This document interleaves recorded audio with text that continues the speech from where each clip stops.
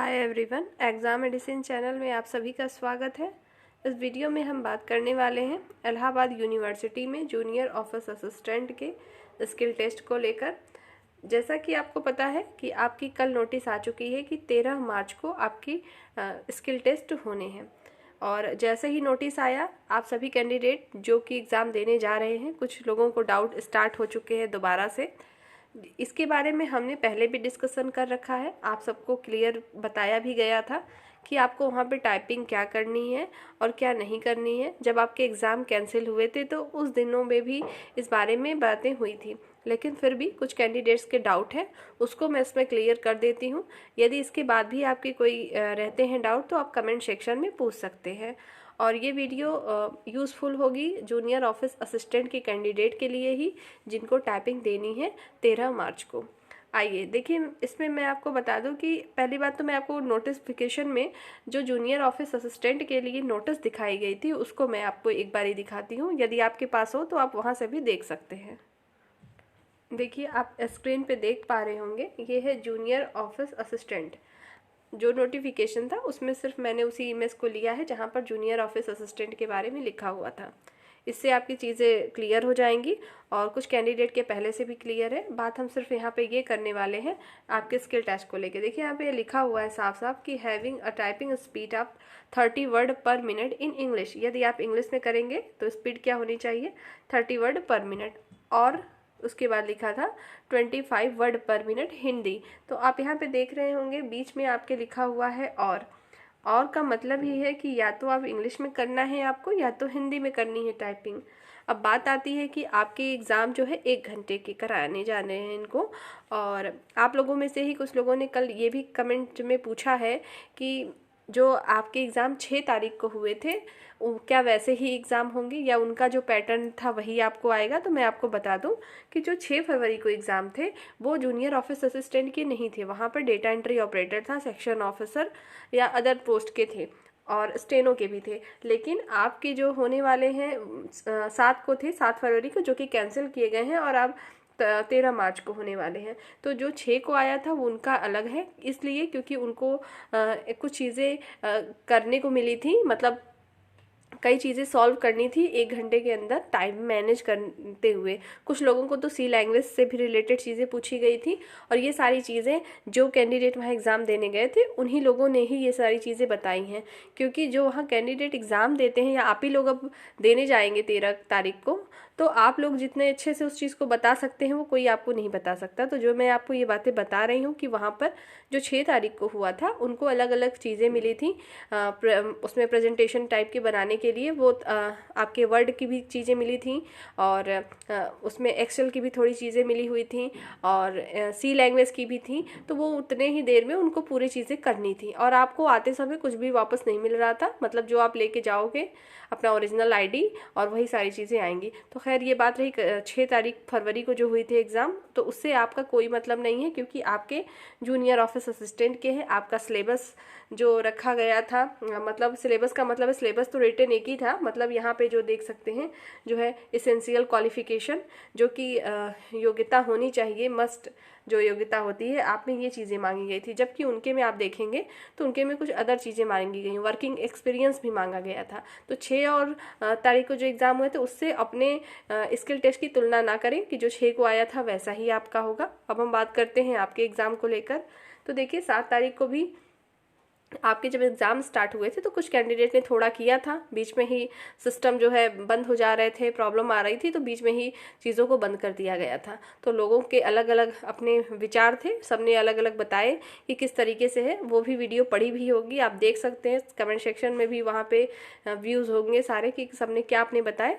लेकिन मैं आपको एक चीज़ बता दूँ क्लियर कि जितने लोग भी देने जा रहे हैं 13 मार्च को, अभी भी आप लोग के डाउट बने हैं हिंदी और इंग्लिश को लेके, क्या हमको दोनों करना पड़ेगा, क्या हम एक ही करें, या स्पीड नहीं बन रही है तो क्या करें।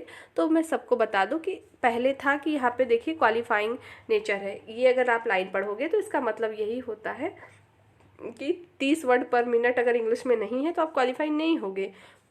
और हिंदी में अगर 25 वर्ड पर मिनट नहीं है तो नहीं होंगे। लेकिन इसके बाद इन्होंने एक नोटिस जारी की। नोटिस जारी करने के बाद इन्होंने बताया कि आपकी जो 100 नंबर की हो रही है स्किल टेस्ट, जब इन्होंने 100 नंबर बता दिया है तो इन्होंने ये पहले नहीं बताया है कि आपको 100 में से कितना लाना है। मतलब अदर जो एग्ज़ाम होते हैं उसमें पहले से पता होता है कि आपको 40% लाना मस्ट है या 60%, इसमें ऐसा कुछ भी नहीं है। आप सभी को कोशिश करनी है कि जो 100 मार्क्स के आपके हो रहे हैं स्किल टेस्ट उसमें आप बेहतर कर पाए। ठीक है, ज़्यादा से ज़्यादा कोशिश करिए कि हम लेकर आए नंबर। और रही बात टाइपिंग को लेकर, तो जिन लोगों को इंग्लिश पे टाइपिंग आती है वो सिर्फ इंग्लिश पे फोकस करते हुए ही टाइपिंग करें और अपनी स्पीड को 30 से भी ज़्यादा करें। अगर आप ऐसे 35 तक अगर करते हो तो जाके वहाँ स्पीड आपकी मेंटेन रहती है और आपको स्क्रीन पर ही टाइपिंग करने को मिलेगा।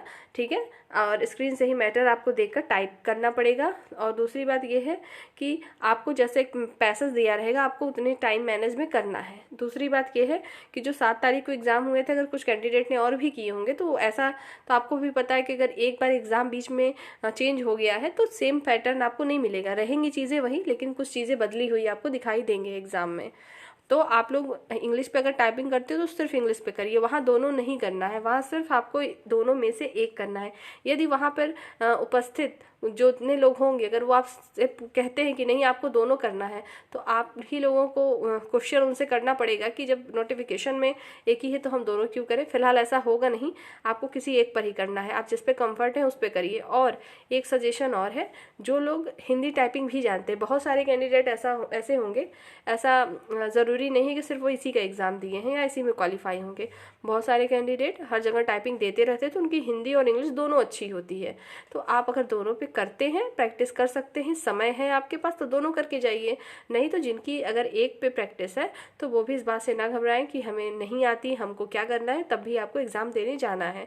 दूसरी बात ये है कि अभी भी हो सकता है कुछ लोगों की स्पीड 30 तक ना पहुंची हो, अभी भी कम हो, तो उसके लिए भी नहीं परेशान होना। जिसकी जितनी स्पीड है, आपकी कम हो ज़्यादा हो, फिर भी आपको जाना है, क्योंकि यहाँ पे ऐसा कोई ज़रूरी नहीं है कि आप अगर कम में कर दिए टाइपिंग और 65 टाइप है आपको वहाँ नंबर मिलेंगे, ठीक है, ना कि क्वालिफाइंग।